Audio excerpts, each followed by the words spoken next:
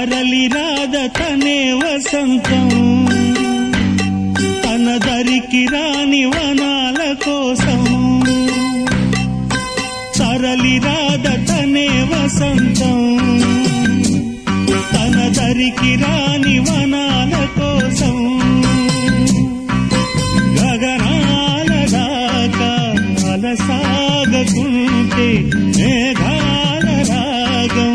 ఇలా చేరుకోదా తరలి రాద తనే వసంతం తన దరికి రాని వనాల కోసం